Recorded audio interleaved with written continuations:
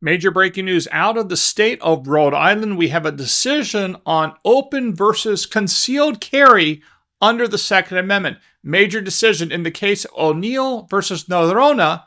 Let's break it down and what it means for our rights going forward when we come right back.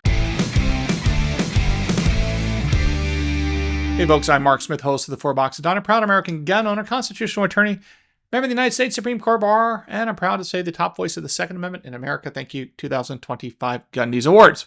All right, folks, so just as a reminder, I'll be down in Knoxville, Tennessee this weekend at the Gun Owners of America Goals Conference doing a book signing, giving away some complimentary books down there while supplies last, and also doing a speech on the Supreme Court and the Second Amendment. So make sure you check that out if you're down in Knoxville. And of course, check out all the other great Second Amendment speakers who will be down there. It's really a huge number of awesome people. I think you'll enjoy it at the Gun Owners of America event this weekend.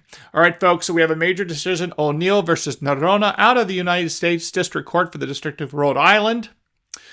This is, frankly, not a shock that this occurred.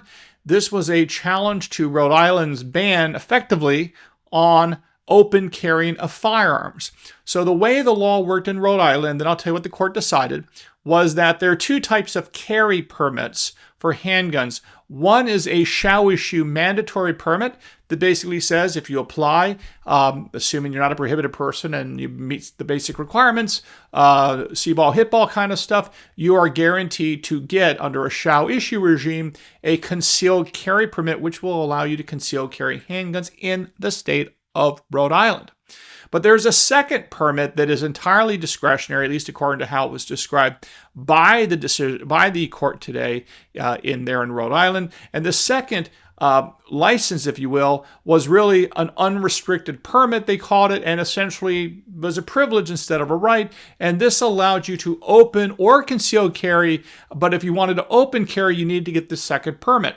Now, there's about 6 or 7 individuals who brought this lawsuit claiming that the Second Amendment was violated by virtue of the fact that although I think they had concealed carry permits, which was the so-called restricted permit, they were denied by virtue of a refusal of the state to renew their unrestricted permits, which allowed them to open carry handguns. And these individuals sued, claiming they had the right to open carry handguns and not just to concealed carry that apparently they were allowed to do in the state of Rhode Island. So they challenged this regime, basically arguing they had a right to open carry guns, open carry handguns, and the state violated the Second Amendment rights by not allowing this to occur.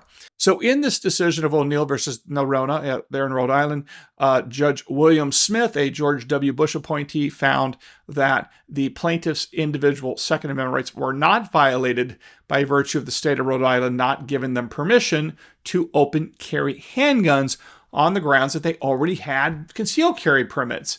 And basically, this is consistent with what I've explained on this channel before.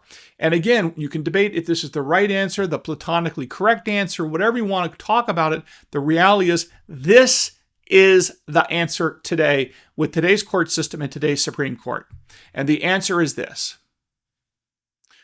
Under the plain text of the Second Amendment, Americans have the right of the people to keep and bear arms. That shall not be infringed. The activity, the action, the conduct of an individual to open carry a handgun or to conceal carry a handgun is undeniably covered by the plain text of the Second Amendment because it gives you the right to bear arms, which means the right to carry arms in public. So if you want to open carry or you want to conceal carry a handgun in public, the plain text covers that activity at the first level. But when you shift, and this is the key, when you then shift the burden to the government to show, there is a longstanding historical tradition of firearms regulation, analogous to what we saw in Rhode Island, or what we see in Rhode Island today, which is you're not allowed to open carry handguns, but you're allowed to conceal carry handguns. When you look at the historical tradition of firearms regulation in the United States, when it comes to carriage, the answer is, now you can argue whether or not this is the right or the wrong answer, but the answer is, and this is going to continue to be the answer. So to me, it's a waste of time to fight about open carry. It just is, as a general matter. Because the answer I'm going to give you now is the answer you're going to get. whether you like it or not, including at the Supreme Court, and that is this. As long as a state gives you or confers and allows you to carry a handgun in public for self-defense, that is all the right you get. The means or the method by which you are allowed to carry, whether it be concealed or open, can be dictated by the state itself. In other words, the state gets to decide the means or the mode or the method by which you carry the handgun. As long as they let you carry either open or concealed, that is consistent with the Second Amendment. You don't get to pick, do you get to do open or do you get to carry, or do you get to do concealed? The state gets to pick that under their historical regulation, historical tradition of regulating the carriage of arms. That is the answer. Now, there's some arguments that you can make that open carry is constitutional and concealed carry is not and things like this. But the reality is what I just described is going to be the law of the land. The state gets to dictate, do you get to open or concealed carry? As long as they let you do one, that is enough. And that is exactly what Judge William Smith in Rhode Island just said, explained that is what the Supreme Court has already said, and why he found that because these individual plaintiffs apparently had the right to conceal carry handguns, they had no right to open carry or to get that unrestricted license that allowed them to open carry handguns, because they basically already had the right to conceal carry, or at least they had the option to get that right to conceal carry. Here's what Judge Smith had to say about this issue. Even assuming the text of the Second Amendment covers open carry, the defendant's application of the Firearms Act under Rhode Island to regulate plaintiff's manner of public carry is within the nation's historical tradition of regulation. The plaintiff's argument to the contrary is foreclosed by the Supreme Court in Bruin itself. There, the Supreme Court concluded that, quote, the historical evidence from the antebellum America does demonstrate that the manner of public carry was subject to reasonable regulation. And the Supreme Court drew that conclusion in part from its finding that historically, states could lawfully eliminate one kind of public carry, concealed carry, so long as they left open the option to carry openly. The Rhode Island Firearms Act, through its permitting structure, does just this, albeit in reverse. It regulates plaintiff's manner of public carry in that it limits their right to open carry, but leaves unaffected their right to concealed carry. Exactly right, folks. This is what I've explained before. I've done videos on this because this is an ongoing topic on places like X.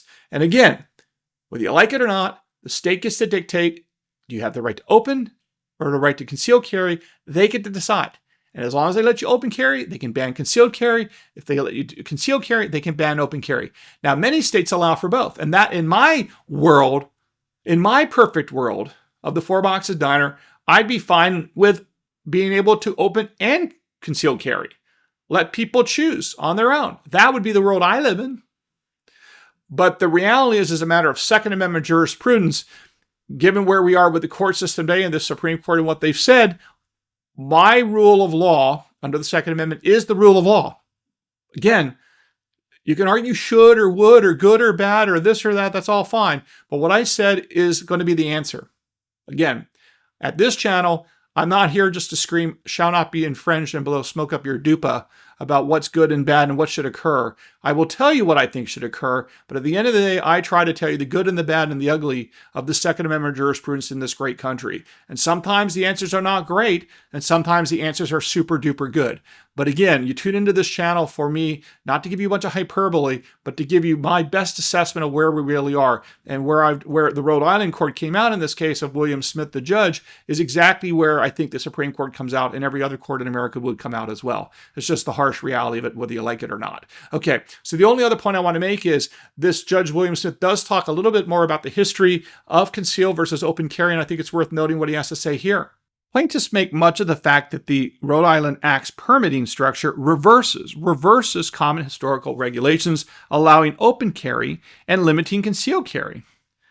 Per the Supreme Court's direction in Rahimi, however, a court must ascertain whether the new law is relevantly similar to laws that our tradition is understood to permit, applying faithfully the balance struck by the founding generations to modern circumstances. In doing so, the court concludes that defendant's application of the Act's permitting structure to plaintiffs here is relevantly similar to historical regulations and thus consistent with the Second Amendment. So in short, in this case of O'Neill versus Noronha, the federal district court said that the effectively decision by the Rhode Island state to prevent people from open carrying, or at least these plaintiffs, was perfectly consistent with the Second Amendment because the right to bear arms was satisfied because they're allowed to conceal carry under Rhode Island law. And again, as I've explained, and as Judge William Smith explained here, as long as a state allows for open or concealed carry, they've satisfied the Second Amendment. They don't have to require a state to do both. And in this case of Rhode Island, it looks like they're requiring people to conceal carry if they want to carry in public, and they're going to foreclose as a general matter the so-called right to open carry, which the court says is a no-go zone because the state is allowing for concealed carry, which I think is the right answer in this country today based on where the jurisprudence is. Whether or not I like it doesn't matter. I just tell you how I see it. Even though, again, my view would be I'd allow open and concealed carry, and I'd be happy to do so. But again, it's not my job to tell you what I want. It's my job on this channel to try to tell you what I think is the reality on the ground in America's courts and beyond. So there you have it, folks. Hope you enjoyed today's episode. Make sure you follow me on X at @4boxdiner. Don't forget to subscribe both to YouTube and to Rumble, and I look forward to talking again real soon here at the 4 Boxes Diner. Orders up. Table 2A.